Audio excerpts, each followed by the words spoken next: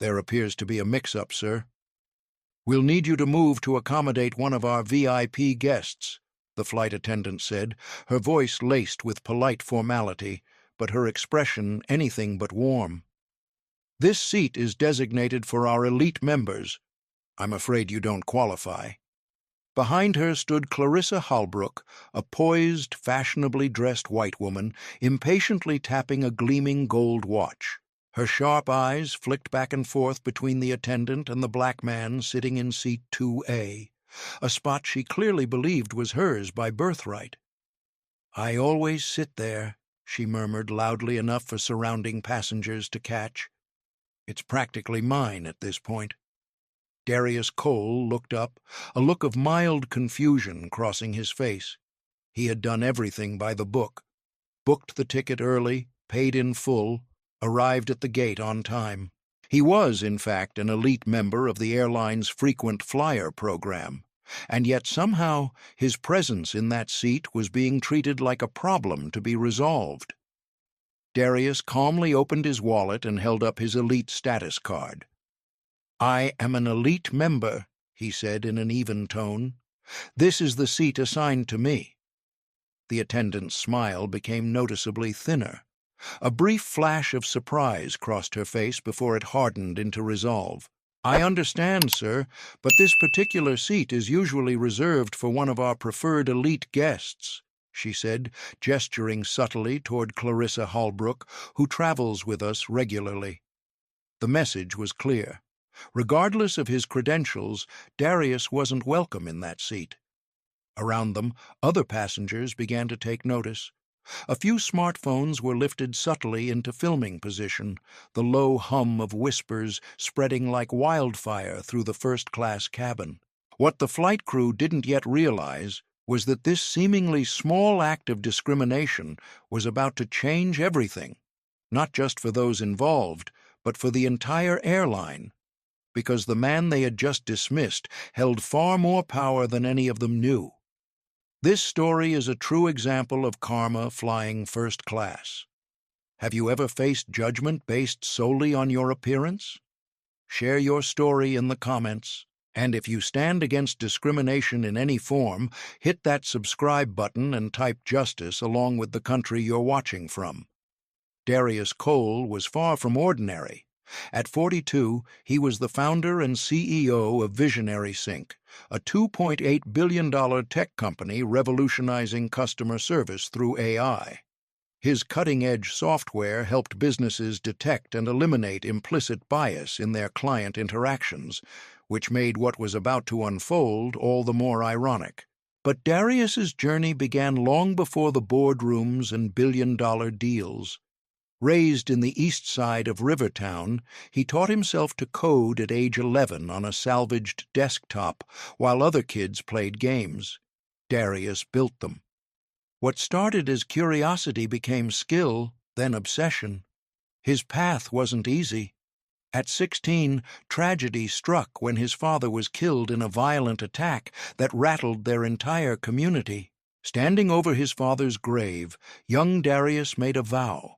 A promise that would shape his destiny. He would work to build a world where people were seen for who they are, not how they looked. Fueled by that promise, he built his company from the ground up in a cramped studio apartment. He would code 18 hours a day, taking on odd jobs just to afford rent and food.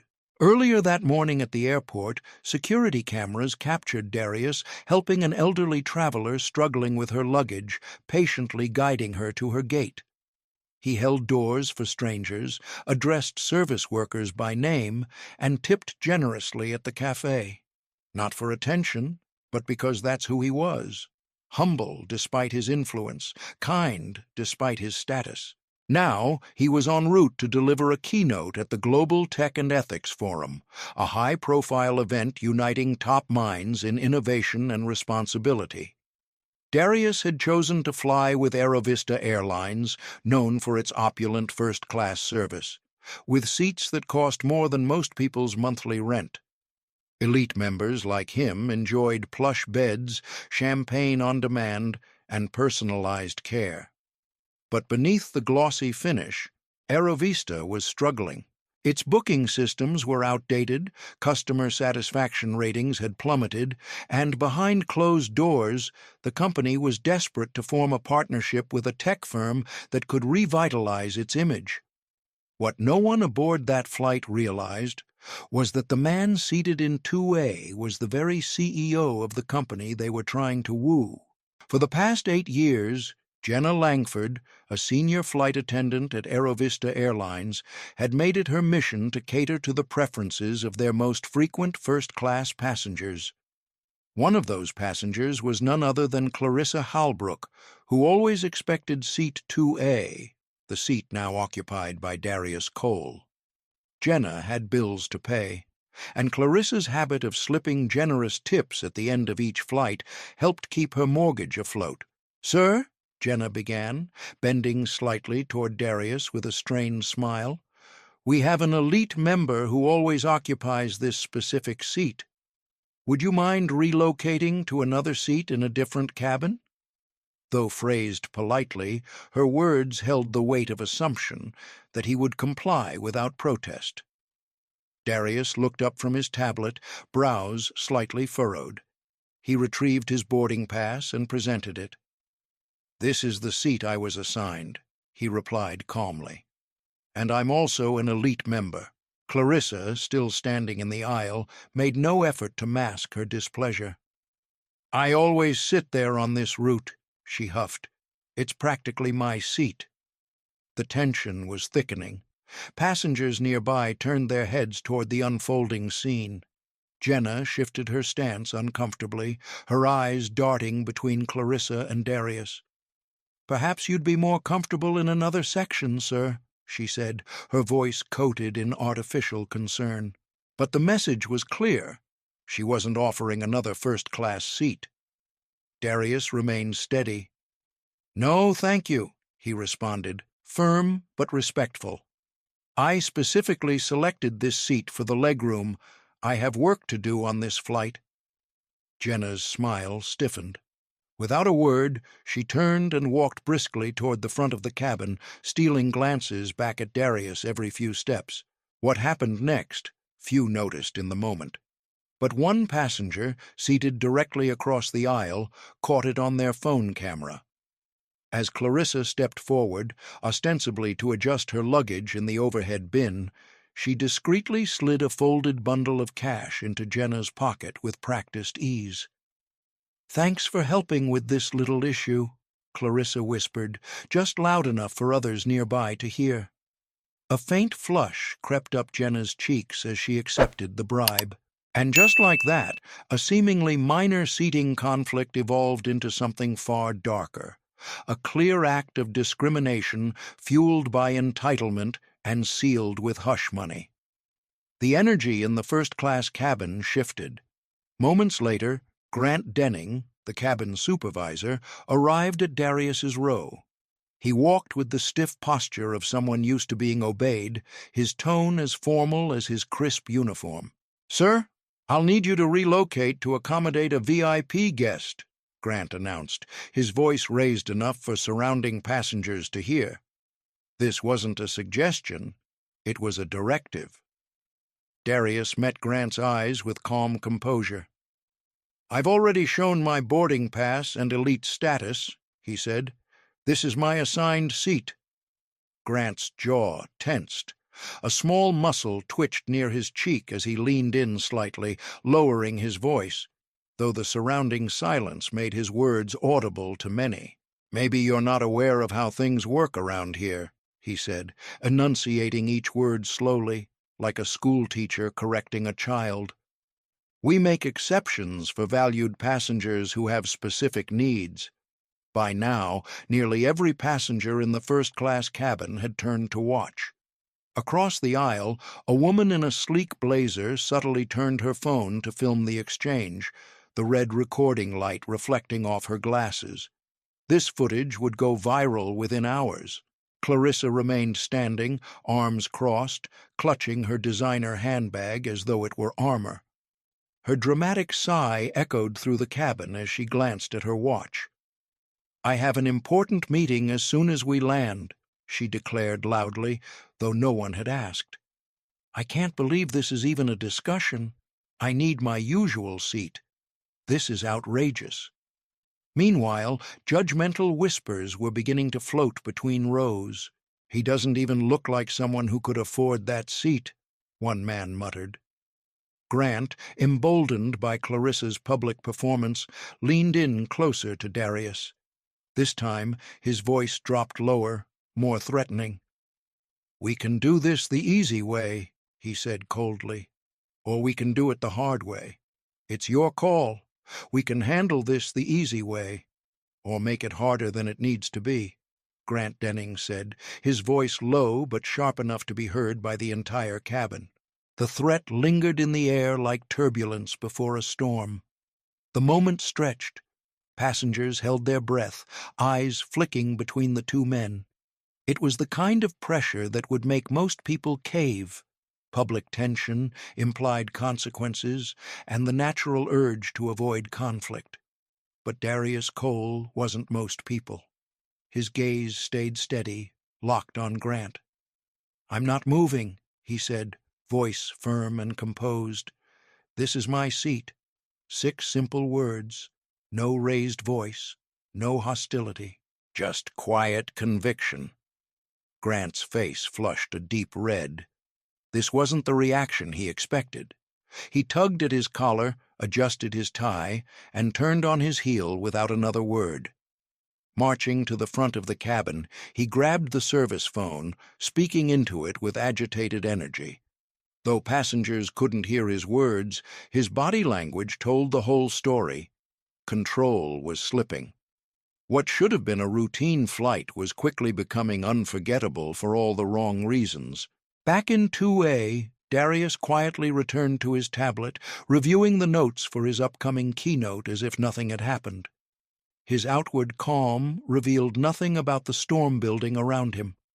Around the cabin, passengers began sharing knowing glances. Some typed furiously on their phones, others kept their cameras discreetly recording. The stakes were rising, and everyone could feel it. 5 tense minutes later, the cockpit door swung open. Captain Gerald Monroe stepped out, his lined face set in practiced professionalism. He walked down the aisle with Grant Denning just ahead of him, and Jenna Langford trailing behind, her nerves written all over her face. The presence of the captain told everyone. This was no longer just a seat dispute. It had escalated to official action. Captain Monroe stopped beside Darius's seat, towering over him. His voice was firm, but not unkind. "Sir, I understand there's a situation here," he began. "Our crew has discretion to reassign seats if needed to maintain the comfort of all passengers." Darius looked up, now facing not one, but 3 uniformed employees, 3 standing, 1 sitting. The imbalance was clear, but he didn't waver. "With all respect, Captain," Darius replied evenly, "I have a confirmed seat assignment. I'm an elite member. I selected this exact seat for its workspace. I need the legroom to prepare for a professional presentation. There's no rule," he added, "that says I have to give up my seat just because someone else prefers it." Out of the corner of his eye, he saw Grant's lips curl into a smug half-smile, the expression of someone who believed they had every advantage. "If you continue to be uncooperative," Grant interrupted with a warning tone, "we'll have no choice but to remove you from the aircraft." The threat struck like a slap.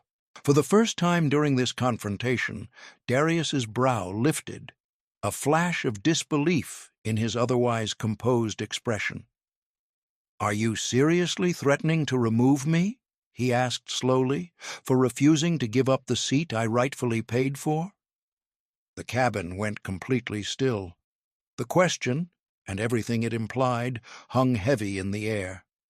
Before Captain Monroe could reply, a familiar voice sliced through the quiet. "This is absolutely absurd," Clarissa Halbrook cried out, loud enough for the back row to hear. "I have a connection to make. I've never been treated this way in all my years of flying." The irony didn't go unnoticed.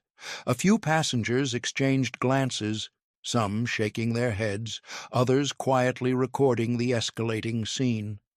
Sensing things spiraling, Captain Monroe straightened and spoke with finality. "This is your last warning," he said. "You can move now, or we'll have to call airport security." It was then that Darius, still seated, slowly reached inside his jacket and pulled out his phone. With deliberate, careful movements, he opened the camera and hit record. "I want to document what's happening here," he said, his tone steady. "I am being threatened with removal from this flight, not for breaking any rules, but for declining to give up the seat I booked, paid for, and was assigned, simply because another passenger wants it." Grant's face twisted with fury. His composure cracked. In one sudden motion, he lunged toward the phone. "You can't record," he barked, his hand reaching forward. Darius smoothly pulled the device just out of reach. "There's no federal law against recording unless it interferes with crew operations," Darius said firmly. "I'm not interfering. I'm protecting myself." Grant froze, thrown off by the calm, legal precision of Darius's response. His outstretched hand slowly dropped, but the anger in his eyes remained. "You're not allowed to record," Grant Denning snapped, his hand jerking toward Darius Cole's phone. It hovered dangerously close, a moment from turning physical. Darius calmly pulled his phone just out of reach. "Actually," he replied, "there's no federal law that prohibits recording on a plane unless it disrupts crew operations. I'm simply documenting this for my own safety." The clarity and confidence in his tone seemed to catch Grant off guard. His hand dropped, but the darkness in his expression only deepened. Suddenly, the sound of heavy footsteps echoed through the cabin. Two uniformed airport security officers boarded the plane, their presence sending a ripple of tension through the air. The hushed cabin had fallen completely silent. Even the subtle hum of the engines seemed to fade beneath the weight of the moment. The officers walked with intent, guided by Grant's subtle gesture toward seat 2A.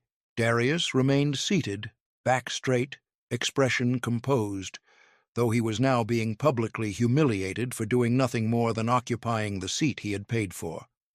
His phone continued recording from his lap. "Sir," one of the officers began, voice firm but not aggressive, "we've been notified of an issue requiring your removal from the flight." Darius nodded once in acknowledgement, never dropping his calm. "I'd like to understand exactly what airline policy I've violated," he asked evenly. "I'm in my assigned seat, with a valid boarding pass and elite status." The two officers hesitated, exchanging uneasy glances. It was quickly becoming clear. They had been summoned not for safety, but for optics, and the story they were told wasn't matching what they were seeing. "You'll need to gather your belongings and come with us, sir," the second officer said, noticeably avoiding the question. Darius turned his gaze past them, directly to Captain Gerald Monroe, who now stood several feet away, flanked by Grant Denning and Jenna Langford. "Captain," Darius asked clearly, "am I being removed for refusing to surrender my properly assigned seat to another passenger?" There was a pause, one that stretched long enough for passengers to hold their breath. "You're being removed for causing a disturbance," the captain replied, his voice low, the words sounding hollow even as they left his mouth. A quiet murmur ran through the cabin. In row 2, an elderly man shook his head, clearly disapproving. Near the back of first class, a young woman dabbed at her eyes, visibly emotional. Still silent, Darius gathered his belongings. He slid his tablet into its case, packed away his notes, and rose slowly. Meanwhile, Clarissa Holbrook, who had been watching the entire ordeal from the aisle, allowed a smug smile to stretch across her lips. This was her victory. In her mind, justice had been served, her seat reclaimed. "Serves him right," someone muttered from a few rows away. "He doesn't look like he belongs up here anyway." "But he didn't do anything wrong," another passenger shot back. "I'm recording everything," a third announced, holding their phone high. Still, the removal proceeded. Darius didn't resist, didn't argue, didn't break. He walked down the aisle with his back straight, head high, eyes fixed forward, the bearing of a man who had encountered injustice before and refused to let it break him. As he passed Grant, still stationed like a sentry near the front of the cabin, something happened, a detail so small it might have gone unnoticed, if not for the recording phones all around. Clarissa, believing herself unseen, leaned in toward Grant and discreetly slipped a folded bill into his jacket pocket.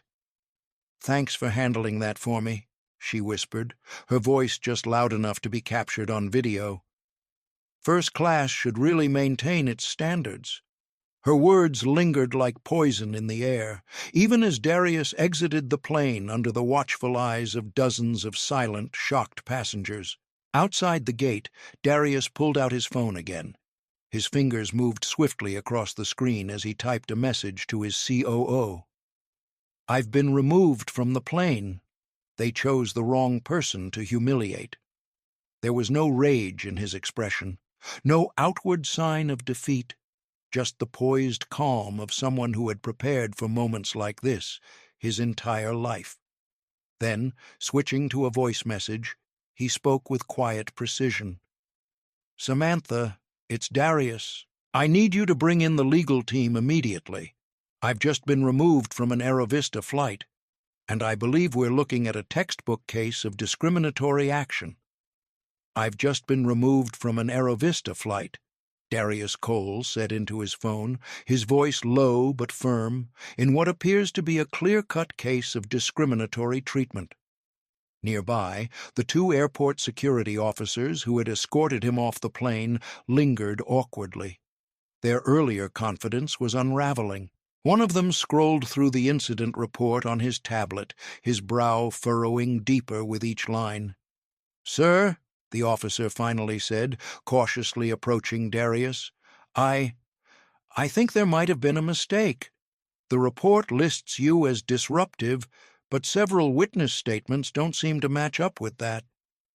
Darius lowered his phone, meeting the officer's eyes with quiet intensity. "There was a mistake," he said calmly. "But it wasn't mine. I was sitting in the seat I was assigned, with a valid boarding pass and elite status, when I was asked to move, not because of any policy, but to make room for another passenger's preference. And when I refused, I was removed." The officer shifted uneasily, glancing at his partner, who had already started backing away. They both knew they had been used, not for safety, but to enforce bias disguised as policy. "We apologize for the inconvenience, sir," the officer murmured, before turning and following his partner in a hasty retreat. Unbothered, Darius returned to his phone, activating the voice recorder. He began detailing the entire incident, every word exchanged, every tone, every flicker of body language. His calm was surgical. This wasn't just for memory. It was for evidence. Just then, a soft voice broke through the buzz of the terminal. "Excuse me, sir?" Darius turned. A young woman stood before him, clutching her carry-on and phone. He recognized her immediately. She'd been seated across the aisle in first class. "I followed you off the plane," she said, emotion trembling in her voice, "because I couldn't just sit there and pretend that was okay." She held up her phone. On the screen was crystal-clear footage of the entire incident, from the moment Jenna Langford first approached, all the way to the humiliating removal, and most damning of all, the moment Clarissa Holbrook slipped cash into Grant Denning's pocket. "This was wrong," the woman continued. "It was discrimination, plain and simple. And you should have this." For the first time since the ordeal began, Darius's face softened. "Thank you," he said, his voice full of quiet gratitude. This could make a real difference. They exchanged contact details. She promised to send the full, unedited video immediately, and to testify if necessary. What neither of them knew yet was that within hours her video would be seen by millions. Meanwhile, back aboard Flight 414, Clarissa Hallbrook had made herself comfortable in Seat 2A, the seat she now believed she'd rightfully reclaimed. Her expression oozed smug triumph as Jenna Langford returned, presenting a glass of champagne with an exaggerated smile. "So sorry for the inconvenience, Miss Hallbrook," Jenna cooed. "We'll make sure the rest of your flight is flawless." Out of view in the galley, Jenna and Grant exchanged a look. Grant subtly pulled out the folded bills Clarissa had slipped into his jacket. $200, he muttered, sliding the money into his wallet. "Not bad for a little seat shuffle." "Some passengers know how to show their appreciation," Jenna replied, rolling her eyes. Neither of them had any idea that the bonus they just pocketed would soon cost them their careers. Suddenly, the intercom crackled. All crew were requested to attend an urgent onboard call from Aerovista's administrative office. Jenna, Grant, and Captain Gerald Monroe exchanged uneasy glances. Something had shifted, and for the first time it was clear they were no longer in control. Who exactly had they just removed from that flight? Far above the clouds, inside the top floor of Aerovista's sleek glass headquarters, CEO Raymond Holt was reviewing quarterly projections when his internal line rang. He answered distractedly. "Holt." "Sir?" came the voice of the public relations director, her tone tight with panic. "We have a developing crisis. A video is going viral. It shows one of our black elite passengers being forcibly removed from a flight, and our crew accepting money from the passenger who took his seat." Raymond froze. "Send me the video," he said sharply. "One of our passengers was forcibly removed from a flight this morning," the PR director said, her voice tight with urgency. Raymond Holt, CEO of Aerovista Airlines, barely looked up from his report. "Passengers get removed all the time," he replied flatly. "Handle it with the standard release, Monica." "This isn't standard, sir," Monica said, her voice sharper now. The passenger wasn't disruptive. "He's a black man in first class who was asked to give up his assigned seat for a white woman. And our crew, they accepted money from the woman before and after he was removed." Raymond went pale.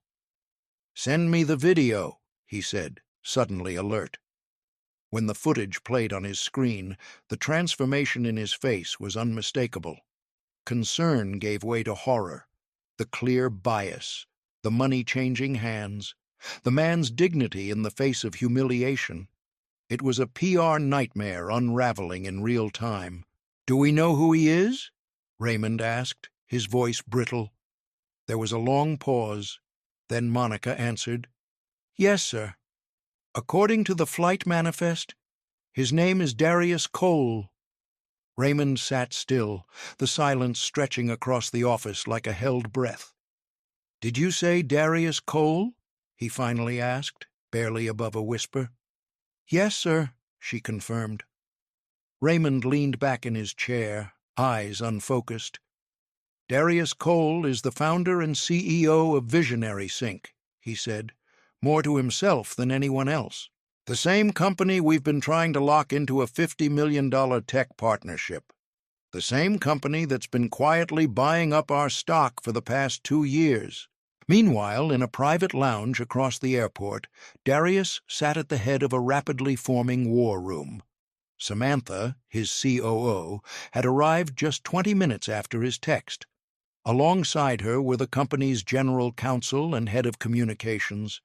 Laptops were open, phones buzzed, the air snapped with intensity and focus. "The video just hit 2 million views," said the communications director, spinning her screen to show the live analytics. "It's trending on 3 platforms. Major media outlets are starting to pick it up." Darius and Samantha locked eyes, a glance loaded with years of shared battles and unspoken understanding. "They have no idea we were already evaluating their corporate culture as part of the deal," Samantha said, shaking her head. "They just gave us the answer we needed, without realizing who was watching." Back inside Aerovista's headquarters, chaos had fully taken hold. The social media team was in triage mode. Screens flashed non-stop updates. Aerovista discrimination had begun trending nationwide. Celebrities, influencers, and advocacy groups were now amplifying the story, some with personal messages of support, others with fury. The video's view count had surpassed 5 million and was still climbing. In the executive suite, Raymond Holt was now surrounded by his senior team. The CFO, CMO, and head of operations stood in silence as the storm unfolded.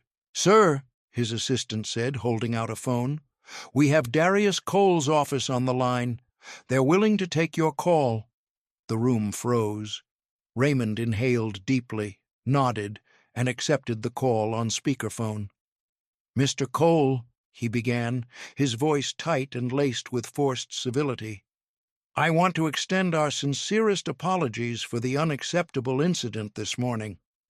"Wait," interrupted the CFO, who had been furiously searching internal records. "The Darius Cole? The tech CEO?" Raymond gave a grim nod just as Darius's voice came through the speaker, calm, composed, and deliberate. "Mr. Holt, thank you for speaking with me. I assume by now you're aware that Visionary Sync holds approximately 25% of Aerovista Airlines' stock, a controlling interest when combined with our strategic partners." A ripple of panic moved across the boardroom. "I'm calling for an immediate emergency shareholders meeting," Darius continued, not missing a beat. "Today's events have raised grave concerns about your company's internal culture and its ability to treat all passengers with fairness and dignity." Within hours, the boardroom on the top floor of Aerovista headquarters was packed. Directors had flown in, dialed in, or rushed over from personal engagements. Some still wore golf attire. Others came straight from family outings. But every seat was filled. The tension was suffocating. They waited for the arrival of the man who now, effectively, held the airline's future in his hands. When Darius Cole entered, the atmosphere shifted instantly. Conversations cut off mid-sentence. Eyes turned. Silence fell. He walked with quiet confidence, wearing the same tailored navy suit he'd been wearing when he was removed from the plane.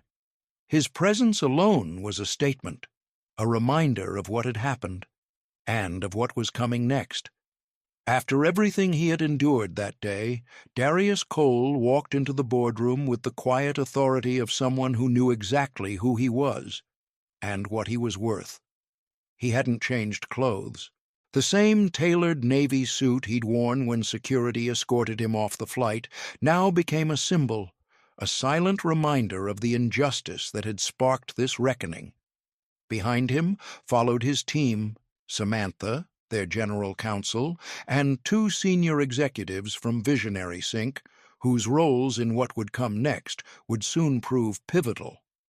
As Darius took his seat at the long polished table, Raymond Holt clicked a remote. The lights dimmed, the massive screen at the front of the boardroom lit up, and the footage began to play. Every detail was captured in damning clarity. Grant Denning's arrogance, Captain Monroe's hollow justification, Jenna Langford's enabling silence, and, most unforgivable of all, the exchange of money between Clarissa Holbrook and the flight staff, both before and after Darius's removal. When the video ended, the room sat in suffocating silence. For nearly 30 seconds, no one spoke. Several board members stared down at the table, unable to meet Darius's eyes. Raymond cleared his throat, his face ashen. "Mr. Cole," he began, We want to extend our deepest apologies for the inexcusable treatment you received today. This conduct does not reflect the values of Aerovista Airlines, and I'm not here for apologies, Darius said, cutting him off, calm but firm. His words hit like a drumbeat. A few board members shifted uneasily in their leather chairs. They could all feel it. This wasn't going to be solved by PR statements or internal memos. As your largest individual shareholder, Darius continued, I have two immediate actions to demand. He laid his hands flat on the table. First, every staff member involved in this incident is to be terminated. Immediately. Second, I'm canceling the $50 million modernization contract Visionary Sync was negotiating with Aerovista. Raymond glanced around the room, searching for support among his board. He cleared his throat again. Mr. Cole, while we understand your anger, perhaps we could consider suspensions. Some of these employees have been with us for years. There are union protections, legal. This isn't negotiable, Darius said, his tone hardening just enough to leave no doubt. It's accountability, or I walk, and I take my investment with me. The air thickened. Everyone in the room understood the implications. If Darius sold off his 25% stake, the airline's market value would plummet, and without the modernization deal, they'd be years behind in innovation. Competitors would pounce. As if on cue, the boardroom doors burst open. A young financial analyst, flushed and breathless, rushed in, forgetting all protocol in his urgency. He practically threw a tablet toward Raymond. Sir, the incident's already tanking our stock, he blurted. We're down 12%, and falling fast. Market analysts are projecting a potential 30% drop by end of day if this isn't resolved. Raymond stared at the tablet, then back at Darius. This was no longer about damage control. This was about survival. And the man they had dragged off a plane was now the only person who could save them. 3 floors below, in a stark white conference room with no windows, Grant Denning, Jenna Langford, and Captain Gerald Monroe sat in stiff silence. They had been summoned without warning, but the looks on every face they passed on their way in had spoken volumes. At exactly 4:30 p.m., the door opened. In walked the HR director, flanked by the company's legal counsel and 2 security officers who quietly positioned themselves near the door. Security. That wasn't standard. This wasn't a conversation. I'll be direct, the HR director said, placing 3 identical folders on the table. Effective immediately, your employment with Aerovista Airlines is terminated. The words hit like a physical blow. Jenna gasped, hand flying to her mouth. Grant's face twisted in disbelief, anger surfacing. Captain Monroe simply closed his eyes, the weight of the moment dragging heavy on his shoulders. Captain Gerald Monroe closed his eyes. His weathered face, usually so composed, now looked 10 years older. He had flown through storms, but none like this. We're sorry, he muttered, but the words felt empty. Grant Denning was the first to try and defend himself, his voice growing louder with every word.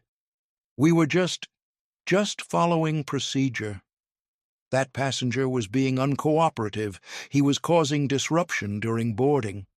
The HR director remained unmoved. Without a word, she opened her laptop, turned the screen toward them, and pressed play. There it was, the viral footage in full. Grant's tone, smug and patronizing. Jenna Langford's unease, visible even through her practiced smile. Captain Monroe's unwillingness to intervene. It was all there. But what drained the blood from Grant's face was what came next. Clear as day, the video showed Clarissa Hallbrook slipping folded cash into his pocket. Her voice, just loud enough to be caught on camera, whispering about maintaining first-class standards. Is that what you consider procedure? the HR director asked, her voice razor-sharp. No answer came. Jenna broke down first. Tears streamed down her face. "We made a terrible mistake," she whispered.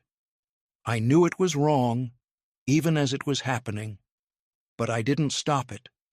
Captain Monroe, the man who had once commanded cockpits with ease, now seemed smaller than ever.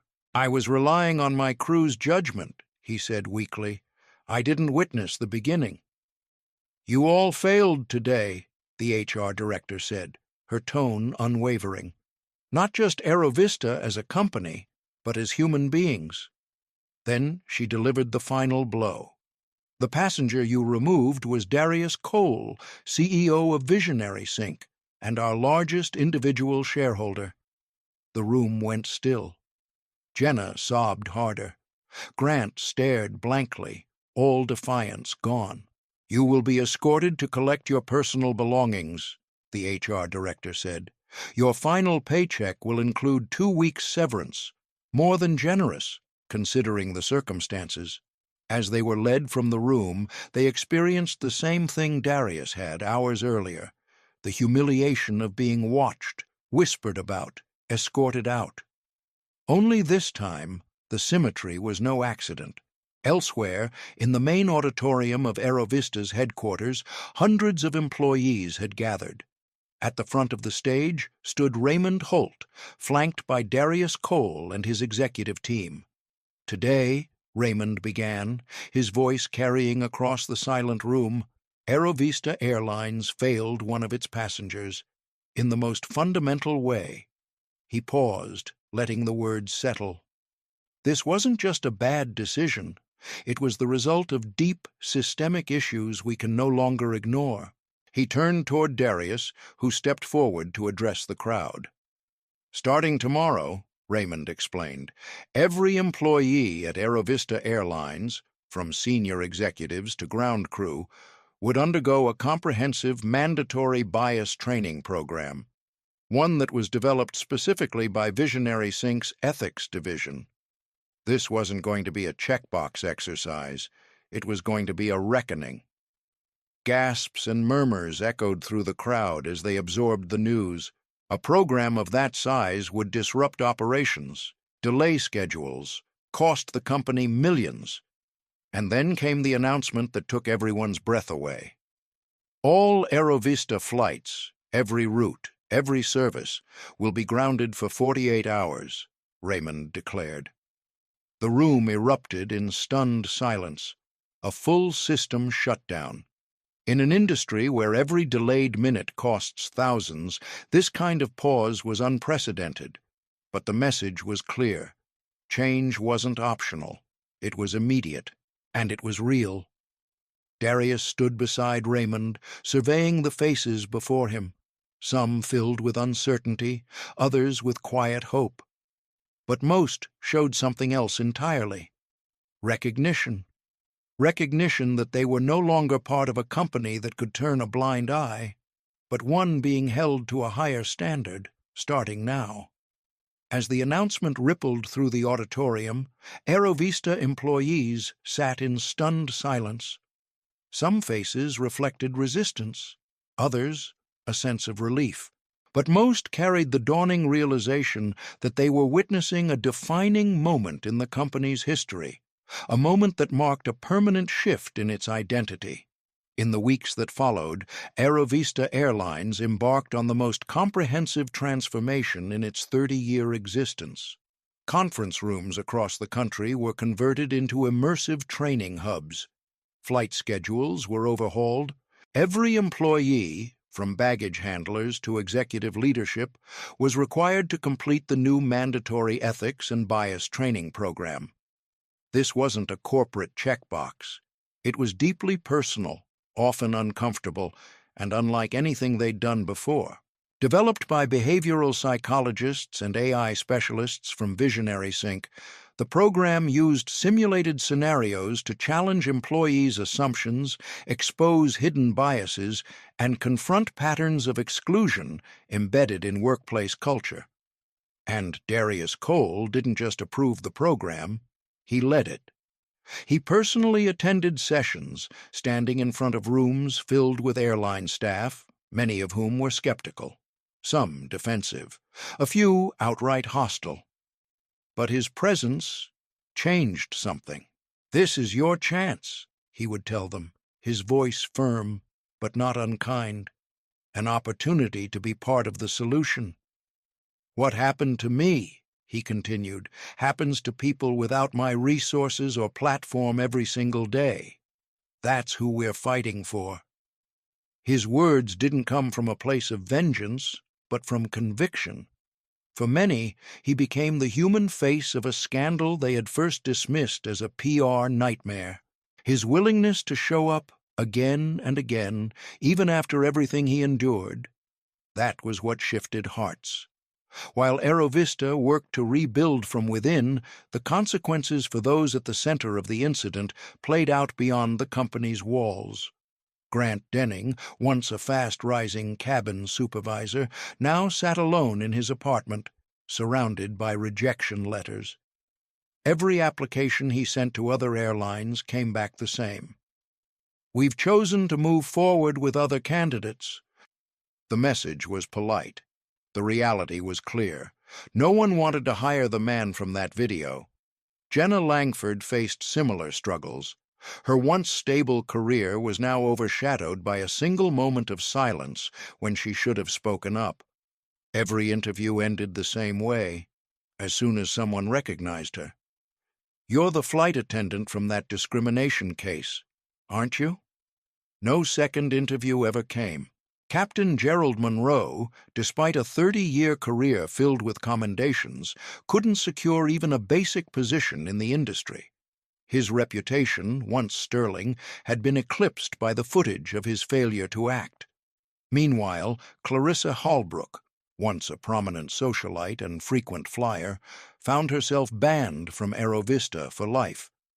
But the fallout didn't stop there. She sat alone in her upscale condo, watching news anchors dissect her actions in real time. Her name was trending for all the wrong reasons. Airline Karen, they called her. Her employer placed her on indefinite leave pending an internal investigation. Friends distanced themselves, some quietly, others publicly. Social media had turned her into a cautionary tale of privilege unchecked, and for the first time in her life she was being forced to reckon with the real impact of her entitlement. Inside Aerovista, change wasn't just promised, it was codified. New internal policies established zero tolerance for discrimination of any kind. Clear guidelines were created for handling seat disputes and supporting employees who spoke up against misconduct. The employee handbook was revised and now explicitly stated, "Accepting money, gifts, or favors from passengers in exchange for special treatment is grounds for immediate dismissal," and passengers noticed. From check-in to boarding, the atmosphere began to shift. It wasn't perfect, but it was different, and it was real. Interviews conducted at boarding gates and baggage claims revealed a notable shift in public perception. Passengers were noticing the difference. The flight attendants just seemed more attentive to everyone now, one frequent flyer shared. Before, it felt like there was this invisible ranking system, depending on how you looked or what you were wearing. Another traveler chimed in. "I actually had a problem with my seat assignment, and honestly, they handled it with total professionalism. No favoritism, no attitude, just respect. It felt fair." As promised, Darius Cole began to gradually reinstate his investment in Aerovista Airlines, but only after every policy change was verified by independent auditors. The airline's stock, once plummeting, slowly began to recover. It wasn't instant. True change never is. But it was happening. And with each passing week, Aerovista became closer to the company it had always claimed to be in its ads, one where everyone, regardless of appearance, felt valued. Their hiring practices were completely restructured, going far beyond token diversity numbers. They addressed real gaps in inclusion, representation, and equitable advancement, not just who was hired, but who was heard. 6 months after the incident that nearly destroyed the company, Aerovista was no longer just surviving, it was thriving. Passenger numbers had risen by 12%. Employee satisfaction scores hit record highs. The toxic culture that had long lingered beneath the surface had been exposed, and finally, it was being healed. But perhaps the most unexpected moment came on a gray, rainy Tuesday morning. Standing at a press podium beneath the banner of his foundation, Darius Cole announced a bold new initiative, the Second Chance Program. It was a rehabilitation and re-entry initiative designed specifically for people who had lost their jobs due to bias-based incidents, those whose actions had caused harm, but who were willing to do the work to change. Accountability doesn't mean permanent punishment, Darius said to the gathered press. It means taking responsibility, learning, growing. We cannot build a more just world if we don't also build pathways to redemption. Among the first to enroll in the program, Grant Denning, Jenna Langford, and Captain Gerald Monroe. The road wasn't easy. The program didn't allow for deflection or shallow apologies. Participants were required to confront the real consequences of their actions, not just on Darius, but on every person who had ever been made to feel unwelcome, unseen, or unworthy. Grant, initially the most resistant, would eventually undergo the deepest transformation. In one emotional group session, he opened up for the first time. "I didn't think I was biased," he admitted. "I thought that because I didn't use slurs, because I didn't hate anyone, I was one of the good guys. But that's not enough. This made me see how bias lives in our assumptions, in our silence, in the little choices that add up." Jenna's journey focused on moral courage, on learning to speak up, especially when it's hardest. "I knew what was happening on that plane was wrong," she said, "but I was afraid of losing my job if I spoke up. I stayed silent, and that silence made me part of the harm." For Captain Monroe, it was perhaps the most painful reckoning of all. A man who had spent decades believing he'd served with honor now had to confront how easy it had been to defer to hierarchy instead of humanity. "I trusted my crew's judgment more than I trusted my own sense of right and wrong," he reflected. "That day, I failed, not just Darius, but everyone who expected better from me. I'll spend the rest of my career making that right." Armed with program completion certificates, not as proof of perfection, but of progress, Grant and Jenna began applying for new roles in the aviation industry. This time, their applications didn't hide the past. They owned it, included their story not as an excuse, but as a marker of growth. To some hiring managers, that honesty and accountability mattered. Jenna was the first to get a second chance, not as a flight attendant, but as a ground crew member at a small regional airline. The pay was modest, the shifts were long, but it was something she never thought she'd have again, a chance to earn back trust. Grant followed a month later, taking a position in the operations department of another airline. It wasn't glamorous, but it was honest work, and he was grateful for it. After completing the Second Chance program, Grant Denning found steady work in baggage handling at another airline.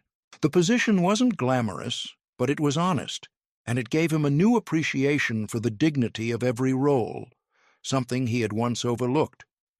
As for Captain Gerald Monroe, returning to the skies was no longer an option, but instead of retreating into regret, he found purpose in an unexpected place. He became an instructor within the Second Chance program, teaching new participants about the consequences of silence, bias, and leadership failure. "I'll never fly another commercial plane," he once told a class, "but if I can help others avoid the mistake I made, I'm still serving." Meanwhile, Aerovista Airlines was experiencing a renaissance unlike anything in its history. Independent auditors confirmed what passengers had already begun to notice. For the first time, the airline ranked #1 in customer satisfaction, across all demographics. Black, Hispanic, Middle Eastern, and other underrepresented travelers were now reporting equal or better treatment than their white counterparts, a metric that should have always been the industry norm, but never had been. Aerovista had gone from scandal to standard-bearer. 6 months after the incident, inside a quiet conference room at Aerovista headquarters, Darius Cole sat across from Raymond Holt. Between them was a manila folder containing the latest 6-month report, page after page of verified metrics, accountability audits, employee feedback, and passenger satisfaction data. "You've shown real change," Darius said, gently closing the folder. "And that deserves to be acknowledged." Raymond nodded slowly, the months of internal pressure and public scrutiny clearly etched into his face. "This hasn't been easy," he admitted, "but it's been necessary. What happened to you, to all of us, forced this company to finally face things we'd ignored for years." Darius met his gaze. "That's how change usually happens," he replied. "Not through comfort, but through confrontation." The two men stood and shook hands. Not adversaries anymore, not quite friends, but something just as meaningful. Partners in transformation. A transformation that didn't just save an airline, it reset the standard for an entire industry. Because sometimes justice isn't about punishment. Sometimes it's about progress.